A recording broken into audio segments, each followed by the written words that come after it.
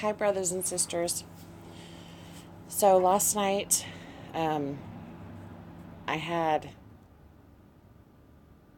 um, a couple dreams.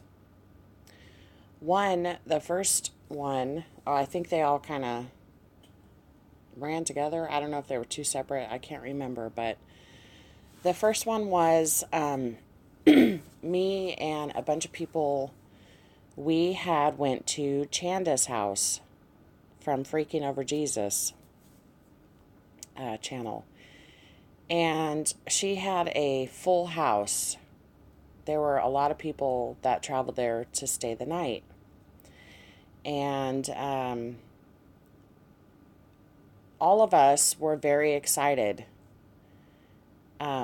We had all brought her bags and we were staying at Chanda's house because we were all going to meet there and we were leaving in the morning.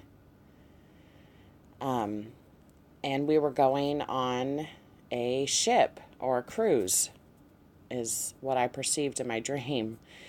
And it was all women. We were all excited. And there were just a couple people there that just stand out to me. There were so many people there, but the only I can remember right off the top was Kim Mosley and Rhonda Empson was there. And so we were just like a bunch of ladies were changing into their night clothes, and I remember walking around the house, like looking in rooms and stuff, and I'd open the door and people were getting ready to, I'd be like, hey there. They were getting, ready to go to bed because in the morning we were all leaving. And Chanda was busy just making sure everybody was, comfortable and ready and had a place to lay down. And I told her, man, it is a good thing that you have an assisted living because there would not be enough places for everybody because the house was really big. And she was just doing a good job, running around trying to make sure everybody was fed and had water and had a place to rest, and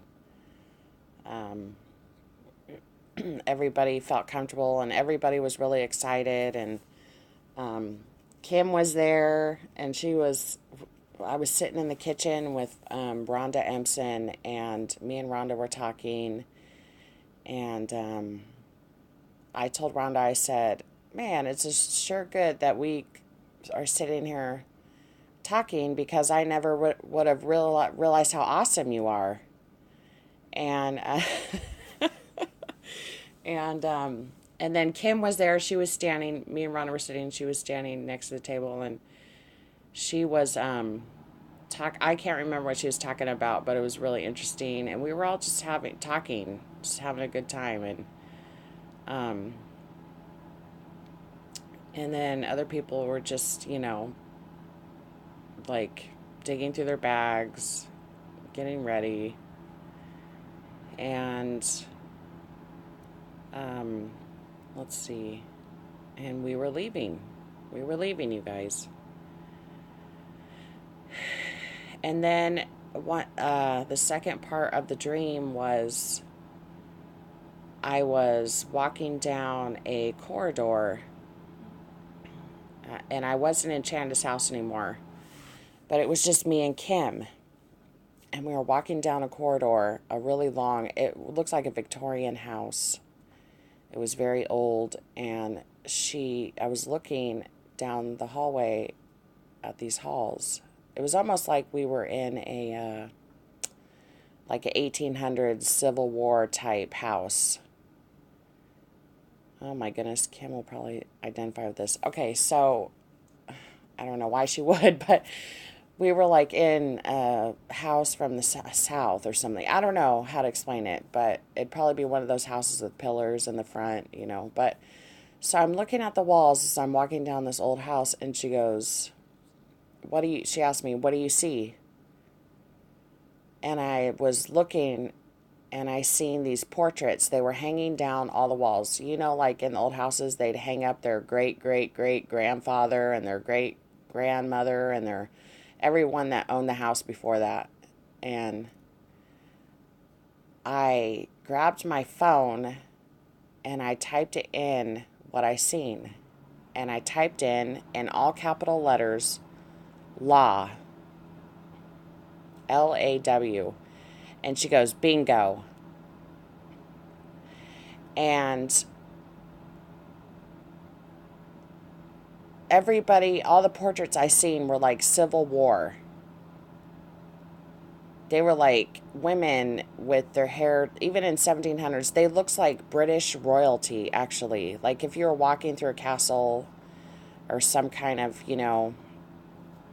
land baron from that era, or like a British royalty, that's what they looked like. They were self-painted oil portraits of people. And she goes, what do you see? And I grabbed my phone and I typed in law in all caps letters, LAW. And then the next part of the dream was I was in a little country house, and I heard a knock at my door. And so I was like, someone's knocking. So I looked outside, and there was I was out in the country, there was a front pasture. And or no, it was on the side. And I ran out there because I seen this man had arrived, and I was like, what is going on here? Because I had this pasture and it was full of cows, and they were partitioned off by walls. And like these little gates or walls or whatever. And one of the gates on the walls was open. And this man came with this other guy, and he had a bull, this huge, like crazed out bull. And he was trying to put it through in with the other cows. And luckily, the cows that I guess I had there were not coming out of their gate, even though the gate was open. And as the bull came in, I said, hurry, shut the gate so the bull can't get to the other cows. And the man said, well, they're all my cows. I know what I'm doing. And I was like, okay. And then this bull ran across the field up to me because I was screaming through the field at this guy. He seen me. Well, first I called my dogs. My dogs were out there barking at it, and I could just tell it was dangerous. It was something was wrong with this bull. And the dogs came running across, but my dog Rufus, his name's Rufus Bocephus. He is like a pit bull boxer, but he would not leave. He kept barking at this bull, running around this bull, and the bull was getting kind of feisty, bucking up a little bit, bucking its hind legs up a little bit, tossing its head around, and he wouldn't come. I was like, Rufus, Rufus. Well, my dog's name is Rufus Bocephus, and the name of him actually means war. It's talking about war. And he wouldn't come he wouldn't come. I was trying to save him. And I think that's when the guy was like, well, they're all my cows. I know what I'm doing. So this whole dream, I believe, represents rapture and law. But I don't think it means like for us guys. I believe it's talking about Europe and Israel and the war that's coming, and that, we're getting ready to go pretty soon. And, the bull, they sacrifice it. The ones that live in law, which is over in the Middle East, or anyone over here in America, or anywhere else in the world that's not walking in grace with the Lord and accepting what Jesus did on the cross for them, for their sins, is living in law. But I think when the bull came in, that it is signifying that of Israel and the things, because that bull ran right up to me and got right in my face and blew steam in my face. And after just walking down a corridor looking at British, like royalty type people or Civil War era people. So I believe that represents war and the law, people associated or that are walking in the law, or communities or cultures, I guess you could say. And the wall, how they were pinned in and everything, like the other guy ran and shut the wall really fast, or the gate, sorry. So the bull couldn't get in there with the cows, but that bull was mad. And so it is talking about grace and law, but I don't think it's not talking about any of us, you guys. It is talking about what's going to be taking place pretty soon with this war. And God's got everything in control. The bull or the cows, he owns them all. He has it in control. And he owns them. And nothing's going to happen that he is not going to allow to happen. And he has it all in the palm of his hands.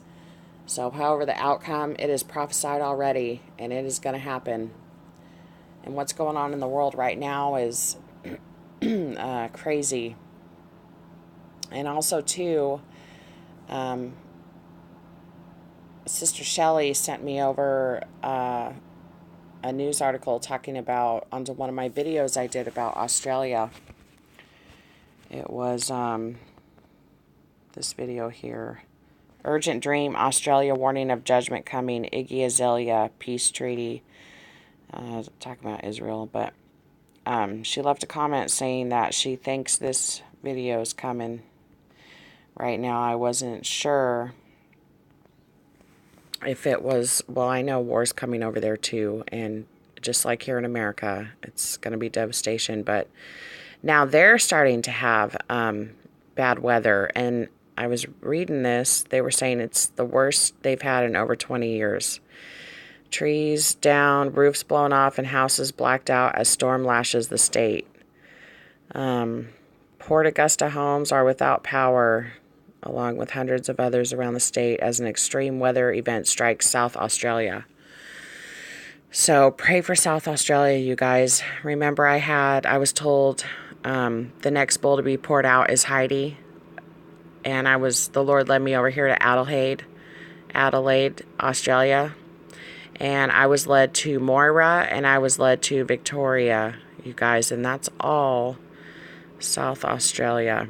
They're getting record-breaking storms and 50 with daily falls of around 50 millimeters of rain. Here's all the places it's giving. Let's see. Yeah, that's right there. Port Augusta. There's Adelaide, and then let's see if I can find. I had a better map up here. Here we go. There's Adelaide, and Moira is kind of in between here, right on that border. And look at all the rivers. They're worried about all these rivers and stuff flooding over, and Victoria. There's Adelaide. And then Moira's in there somewhere. All right, you guys. Here we go. There's Moira right there. Victoria. Melbourne's right down at the bottom. Adelaide's over here in like this inlet. So, all right, you guys. Pray for South Australia. And I know that the Lord is going to be using all this bad weather that's happening. We had earthquakes in Dover yesterday, or an earthquake, sorry, but they're just everywhere. There's flooding, there's hurricanes, there's tornadoes, there's earthquakes, there's volcanoes about to blow. I mean, we are in the last days, the very last days. It's crazy right now. So just keep them in your prayers, and I hope you have a blessed day.